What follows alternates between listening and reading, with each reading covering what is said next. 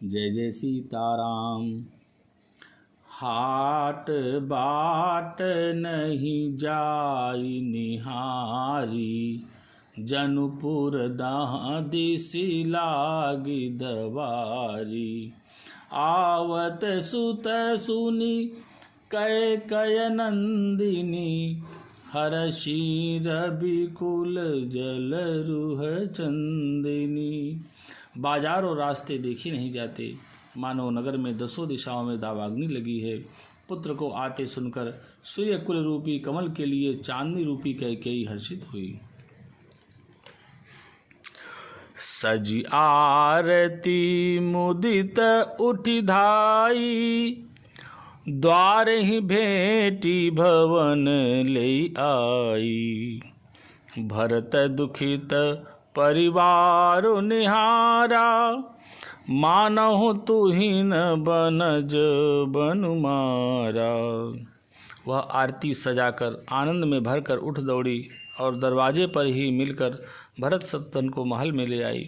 भरत ने सारे परिवार को दुखी देखा, मानो कमलों के वन को पाला मार गया हो। कैकेयी हर्षित एहि भांति, मनहु मुदित दबलाई किराती। सुतहि ससोच देखी मनु मारे, पूछति नैहर कुशल हमारे। एक कैकेयी ही इस तरह हर्षित दिखती है, मानो भिलनी जंगल में आग लगाकर आनंद में भर रही हो। पुत्र को सोचवश और मन मारे देखकर वह पूछने लगी, हमारे नैहर में कुशल तो है? सकल कुशल कही भरत सुनाई, पूछी निज कुल कुशल भलाई। कहूँ कहतात कहाँ सब माता, कहाँ सिय राम लखन प्रिय भ्राता। भरत जी ने सब कुशल कह सुनाई, फिर अपने कुल की कुशल क्षेम पूछी। भरत जी ने कहा, कहो पिताजी कहाँ हैं? मेरी सब माताएं कहाँ हैं? सीता जी और मेरे प्यारे भाई राम लक्ष्मण कहाँ हैं?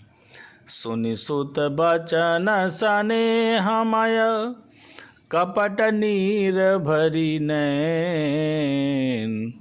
भरत श्रवण मन सूल सम, पापिनी बोली बैन।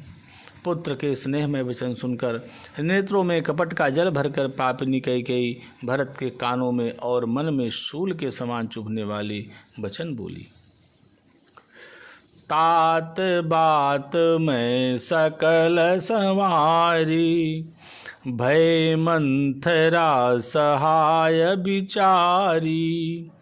कछुक काज विधि बीच बिगाड़ऊ, भूपति सुरपति पुर पग धारऊ।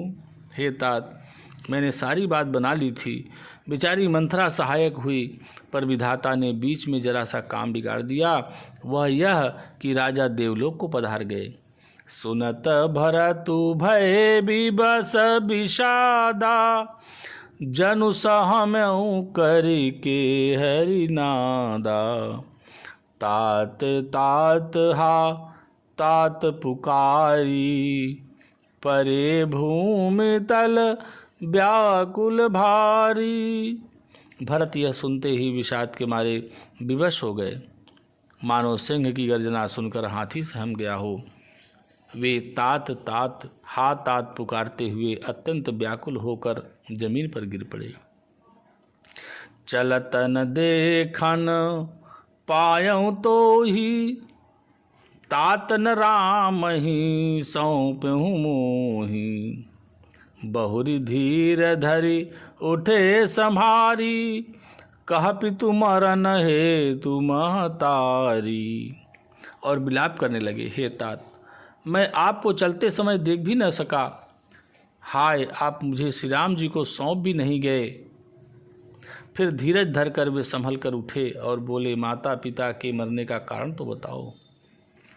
सुनि सुत बचन कहती कैकेयी, मरम पाँच जनु माहुर देई, आदि हुते सब आपनि करनी, कुटिल कठोर मुदित मन बरनी। पुत्र का वचन सुनकर कैकेयी कहने लगी, मानो मर्म स्थान पाँच कर चाकू से चीर कर उसमें जहर भर रही हो। कुटिल और कठोर कैकेयी ने अपनी सब करनी शुरू से आखिर तक बड़ी प्रसन्न मन से सुना दी। भरत ही बिसर्यौ पितु मरन, सुनत राम बन गौनु, हे तू अपन पौ जान जिय, थकित रहे दरि मौन। श्री रामचंद्र जी का बन जाना सुनकर भरत जी को पिता का मरण भूल गया और हृदय में इस सारे अनर्थ का कारण अपने को ही जानकर वे मौन होकर स्तंभित रह गए, अर्थात उनकी बोली बंद हो गई और वे सन्न रह गए। बिकल बिलो की सुनहि, बिकल बिलो की सुतहि समुझावती, मनहु जरे पर लोनु लगावती, तात राव नहीं सोचे जोगु, बिड़ई सुकृत जसु कीन्हु भोगु। पुत्र को व्याकुल देखकर कैकेयी समझाने लगी, मानो जले पर नमक लगा रही हो। वह बोली, हे तात, राजा सोच करने योग्य नहीं है। उन्होंने पुण्य और यश कमाकर उसका पर्याप्त भोग किया। जीवत सकल जन्म फल पाए, अंत अमर पति सदन सिधाए, अस अनुमानी सोच परिहरहूँ, सहित समाज राजपुर करहूँ। जीवन काल में ही उन्होंने जन्म लेने के संपूर्ण फल पा लिए और अंत में वे इंद्रलोक को चले गए। ऐसा विचार कर सोच छोड़ दो और समाज सहित नगर पर राज्य करो। सुन सुठी सहम्यु राजकुमारू, पाके छत जनु लाग अंगारू, धीरज धरि भरि लेहिं सासा, पापिन सबहि भांति कुल नासा। राजकुमार भरत जी यह सुनकर बहुत ही सहम गए, मानो पके घाव पर अंगार छू गया हो। उन्होंने धीरज धरकर बड़ी लंबी सांस लेते हुए कहा, पापिनी, तूने सभी तरह से कुल का नाश कर दिया। जौ पै कुरुचि रही अति तोही, जनमत काहे न मारे मोही, पेड़ काट तय पालौ सींचा, मीन जियन नीति बारी बलि उलीचा। हाय, यदि तेरी ऐसी ही अत्यंत बुरी इच्छा थी तो तूने जन्मते ही मुझे मार क्यों नहीं डाला। तूने पेड़ काट कर पत्ते को सींचा है और मछली के जीने के लिए पानी को उलीच डाला। हंस बंसु दशरथु जनकु, राम लखन से भाई, जननी तू जननी भई, विदिशन कछु न बसाई। मुझे सूर्यवंश सा वंश, दशरथ जी सा पिता और राम लक्ष्मण जैसे भाई मिले, पर हे जननी, मुझे जन्म देने वाली माता तू हुई। विधाता से कुछ भी वश नहीं चलता। जब तय कुमत जी अठयऊ, खंड खंड होई हृदय न गयऊ, बर मांगत मन भई नहीं पीरा, गरि न जीह मुँह पर उन कीरा। अरे कुमति, अब तूने हृदय में यह बुरा विचार ठाना, उसी समय तेरे हृदय के टुकड़े टुकड़े क्यों नहीं हो गए। वरदान मांगते समय तेरे मन में कुछ भी पीड़ा नहीं हुई। तेरी जीभ गल नहीं गई, तेरे मुंह में कीड़े नहीं पड़ गए। भूप प्रतीति तोर किमि कीनी, मरण काल विधि मति हर लीनी।